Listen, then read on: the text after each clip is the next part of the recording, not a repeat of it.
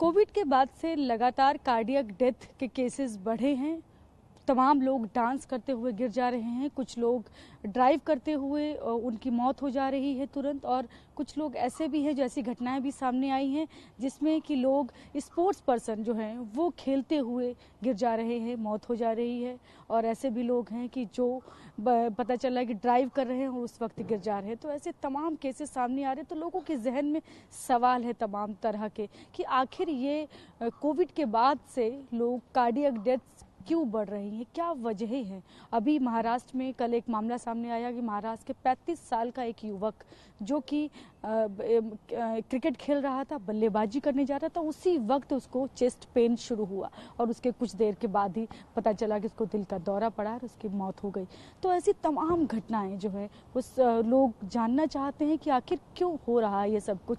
तो यही सवाल हमने तमाम डॉक्टर से पूछे, एम्स के डॉक्टर से पूछे यही सवाल हमने फार्माकोलॉजी के तमाम प्रोफेसर से किया कि आखिर क्या वजह है, क्यों आखिर इतने कार्डियक डेथ्स क्यों इधर बढ़ी हैं, क्यों दिल का दौरा पड़ रहा है, क्यों हार्ट में ब्लॉकेज इतने ज़्यादा केसेस सामने आ रहे हैं। तो उस पर क्या क्या कहा है दिल्ली के और बाहर के इवन जो विदेश से आए हुए जो प्रोफेसर्स हैं फार्माकोलॉजी के, वो क्या कह रहे हैं वो आप सुनिए और हम उससे आपको काफ़ी कुछ क्लियर होगा कि आखिर क्यों कोविड के बाद केसेस बढ़े हैं कार्डियक डेथ के। यहाँ पर आप लगातार बोल भी रहे थे कि जो सडन जो कार्डियक अरेस्ट हो रहा है कोविड के बाद से, उसको पता चल गया, उसकी दवाइयों को लेकर अब काम देना है। तो कैसे होती है, क्या है सडन कार्डियक डेथ क्यों हो रही है इतनी कोविड के बाद से? देखिए, मैं ये बात शुरू से बताते आ रहा हूँ कि 2020 में जब कोविड शुरू हुआ था और ये बात जब आई थी, मेरी करीब 35 साल इस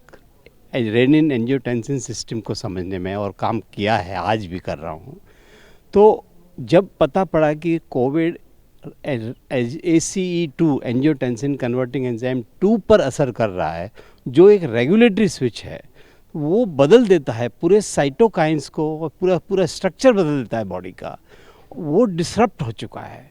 उस डिसरप्शन की वजह से हो क्या रहा है कि सडनली साइटोकाइंस या जो इन्फ्लेमेटरी मार्कर्स हैं वो बढ़ जाते हैं, और उसी से ही ये ब्लड का थिकनिंग है या फिर कार्डियक अरेस्ट है या उससे काफ़ी रिलेटेड है।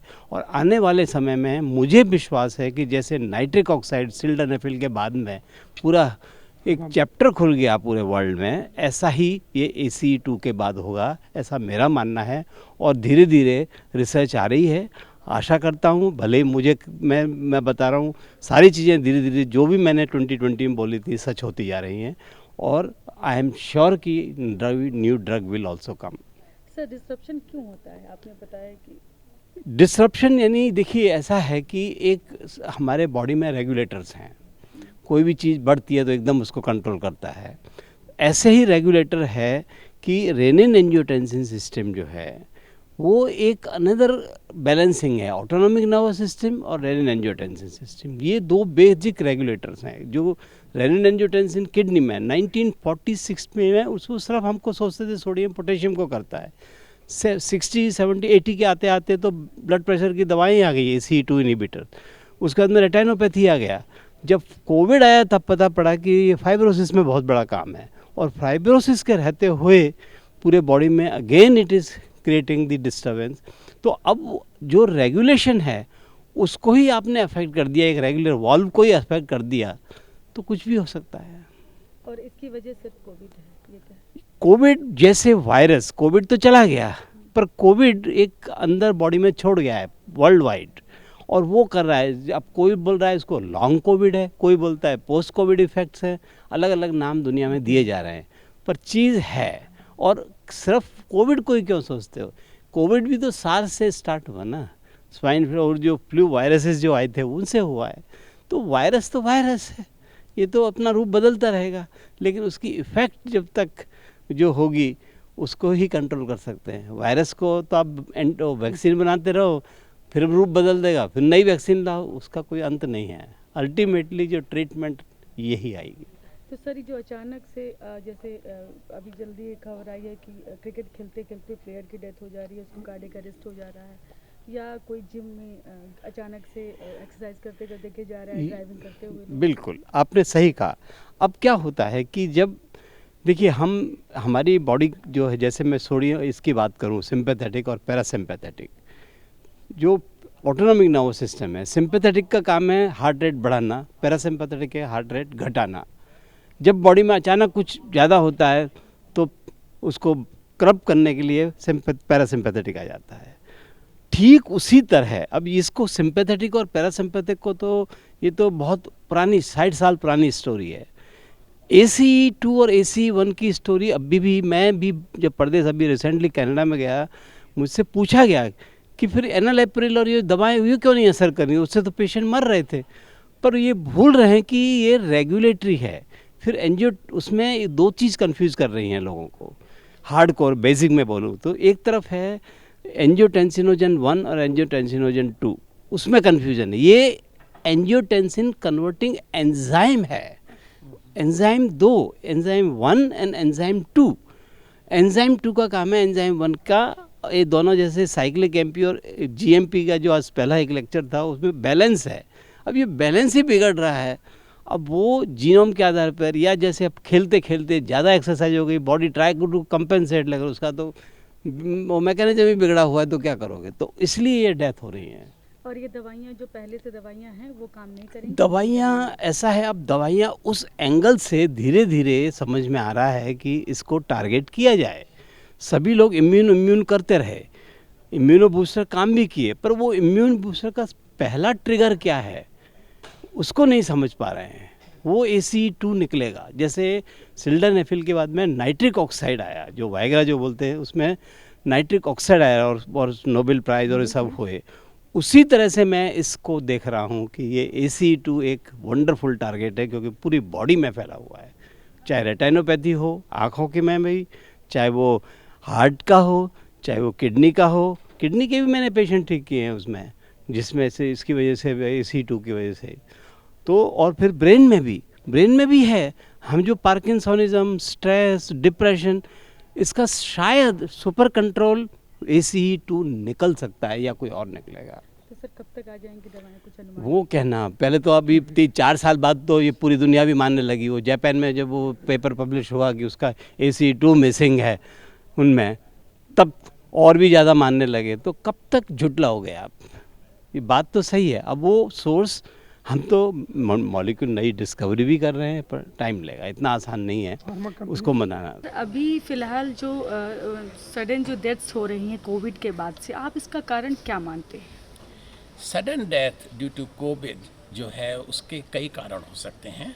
एक कंडीशन कहलाती है long COVID. Long COVID means that the COVID के इन्फेक्शन के बाद भी within 6 weeks to even 6 months जो है सिम्टम्स स्टार्ट ऑकरिंग। और उस केस में one of the condition which has been found is called atrial fibrillation. Means that आपके हार्ट की जो मसल्स हैं वो they do not synchronise, they do not put the action potential, they go just every in there. So that is one of the major condition. Also आपको पता ही है कि in post covid conditions due to some other comorbidities and there is a problem in the lungs, and because of those lung problems, lung and heart talk to each other very well. And thirdly, if you look at sir Hindi में अगर बात करते हैं, उसके बाद अगर आप देखेंगे तो वो जो है gut microbiota is very important, which talk to the brain, and all these, the gut microbiota talking to the brain as well as gut microbiota talking to the heart जो है वो सीक्वली करता है डिफरेंट कंडीशंस की in long covid, and that has become a problem. कम से कम 10 से 15% लोगों को कोविड के बाद के इन्फेक्शन के, इवन दो कि इनिशियल कोविड के सिम्टम्स ख़त्म हो गए, लेकिन 3 months to 6 months they start showing all those conditions. जैसे आजकल बहुत हेल्दी लोग, एकदम हेल्दी जो लोग जिम में वर्कआउट कर रहे हैं, उनको हार्ट अटैक आ जा रहा है, या फिर खेलते हुए स्पोर्ट्स पर्सन जो हैं वो गिर जा रहे हैं, डांस करते हुए लोग गिर जा रहे हैं, इसके पीछे के कारण क्या आप मानते हैं? तो इन सब के पीछे के कारण कई हो सकते हैं। फर्स्ट थिंग जो है हमें जेनेटिक कंपोनेंट लेना चाहिए कि जेनेटिक बैकग्राउंड उन लोगों की क्या है. Second thing, environmental factors are the most important thing. Even the pollution जो है दैट है वो उसका जो है बहुत असर पड़ता है हमारे कार्डियोवैस्कुलर सिस्टम पर. Even the healthy person under the pollution of 400 parts per million and all those type of pollution factors can उस जो है वो उसको हार्ट में इतना कर. मैंने अभी बुक निकाली है, मेरी बुक निकली है environmental factors and the pathogenesis of cardiovascular diseases, और उसमें जो है एयर पोल्यूशन है, वाटर पोल्यूशन है, नॉइस पोल्यूशन है, the different type of these pollutions हैं, they all affect and put a stress on the heart. So on top of that, some healthy person who do not जो उनके लिए कुछ भी उनको पहले कोई सिम्टम्स नहीं रहे हैं, अगर वो स्ट्रेस में इन स्ट्रेस के साथ साथ सीवियर एक्सरसाइज स्ट्रेस करते हैं, that puts a lot of burden on the heart. तो सर इसकी दवाइयाँ क्या जल्द ही आप लोग? इसकी दवाइयाँ नहीं है, दवाई इसके तो मेन चीज़ है preventive measures. Preventive measures are the major things which needs to be done. Sudden heart syndrome जो है that has to be within an hour or two. So उसके लिए क्या दवाइयाँ दे सकते हैं ये तो नहीं है, लेकिन जिनके genetic factors हमें पता हो कि they are prone to develop these type of conditions, उनके लिए we have to start educating them. Awareness, education are the most important aspect for prevention. So those are the most of the important conditions. On top of that, Dr. Yadav is also expert in this area and he will be able to speak with you on. देखो, Covid जब होता है तो उसके दो तरह के symptoms होते हैं. एक तो जो एक्यूट सिम्टम्स है, एक्यूट सिम्टम्स में आप देखे होंगे लोगों को थ्रोट प्रॉब्लम होता है, सांस लेने में प्रॉब्लम होती है. तो दूसरा होता है long term effect. Long term effect में क्या होता है कि जो फेफड़ा है वो उसमें फाइब्रोसिस हो जाती है, पॉइंट नंबर 1. और फेफड़ा का मतलब लंग्स कहते हैं, और लंग्स और हार्ट दोनों एक दूसरे से बहुत ही क्लोजली एसोसिएटेड हैं. अब पहली बार जो एक्यूट इन्फेक्शन हुआ वो तो मान लो एक्यूट इन्फेक्शन में पेशेंट अगर बच गया, फिर लॉन्ग टर्म जो इन्फेक्शन है वो फाइब्रोसिस हो गई है लंग्स की, और लंग्स की फाइब्रोसिस हो गई है. अब पेशेंट सरवाइव कर रहा है लेकिन पेशेंट को सिम्टम्स नहीं आ रहा है, लेकिन जो इस फाइब्रोसिस के कारण हार्ट पे बर्डन पड़ रहा है. जैसे सर ने बताया कि it may be arrhythmia. Okay, तो जो मोस्ट ऑफ द डेथ हो रहे हैं हार्ट फेल्योर के कारण वो अरिथमोजेनिक इफेक्ट हो सकता है. सेकेंड थिंग इज़ दैट कि इसमें पॉल्यूशन का बहुत बड़ा इफेक्ट है. एक तो पहले से कोविड के कारण उसका लंग्स इम्पेयर्ड हो रखा है, और दूसरे जब आप उसको पॉल्यूशन मतलब पॉल्यूटेंट कंडीशन में रखोगे तो लंग्स का फंक्शनिंग फिर भी वो जो है उसका उसकी फंक्शन कंप्रोमाइज्ड होगी, and that will create extra burden on the heart. And you see and other thing is the gut microbiota. जो हमारे जीआईटी में कुछ ऐसे बैक्टीरियाज होते हैं जो बहुत ही बेनिफिशियल होते हैं, उनका इफ़ेक्ट सीधे ब्रेन से होता है, उनका इफ़ेक्ट सीधे हार्ट से होता है. तो ये कनेक्शन भी कहीं ना कहीं अफेक्टेड होता है. तो मेरा मानना है जो क्रोनिक इफ़ेक्ट, जो क्रोनिक सिम्टम्स मतलब जो पेशेंट हैं इस कोविड के कारण उनकी डेथ हो रही है, वो due to the fibrillation of the heart, that is the heart failure. तो सर यहाँ पर आप लोगों ने डिस्कस किया कि इसकी दवाइयों को लेकर, मतलब कारण और दवाइयाँ. मैं बता रहा हूँ इस पे, ये जो आज का 5 दिन का कॉन्फ्रेंस है, ये 5 दिन का कॉन्फ्रेंस था, वो 2 दिन तो हमने प्री कॉन्फ्रेंस वर्कशॉप रखा. प्री कॉन्फ्रेंस वर्कशॉप इसलिए रखा क्योंकि देखो हम मेडिकल फील्ड के जो लोग हैं, मतलब फार्माकोलॉजी के लोग हैं, हमारा पेशेंट केयर पे काम नहीं होता, हमारा काम होता है ड्रग डिस्कवरी. अगर दवाई खोजने में जो सबसे बड़ा इम्पॉर्टेंट रोल होता है वो फार्माकोलॉजिस्ट का होता है. तो हम कंपैरेटिवली टू अदर इंस्टीट्यूट, मतलब जो रिमोट एरिया के हैं, रूरल एरिया के हैं, वहाँ पे वो सुविधाएं, वो टेक्निक्स नहीं आते हैं साइंटिस्टों को, और लेकिन उनको वो कर सकते हैं. तो हमने ये सोचा कि हम उनको कैसे एक्सपोजर दें, जो हम टेक्निक्स यूज़ करते हैं, हम जो मेथड यूज़ करते हैं एनिमल मॉडल्स का। तो हमने उनको 5-6 तरह की 2 दिन में कोशिश की, ज़्यादा से ज़्यादा उनको प्रैक्टिकली एक्सपोज करने का। क्या सडन डेथ की? नहीं, ये मैं अपनी कॉन्फ्रेंस की बात बता रहा हूँ। तो 2 दिन तो हमने ये किया। जो ये कॉन्फ्रेंस स्टार्ट हुई है वो हुई है 28, 29 एंड 30। आज 29 है, आज सेकेंड डे है। तो theme is the conference is today's research tomorrow's medicine.